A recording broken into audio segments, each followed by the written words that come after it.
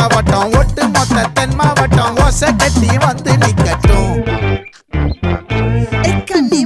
ஆச்சி சந்தன கட்ட ஆட்டம் பம்பரம் கட்ட பார்த்தா வச்சுடு பட்டாசே பாட்டா பல்லாட நம்ம ராஜா வெள்ளாட ரிங் தான் நம்மோட ஹே ஹே.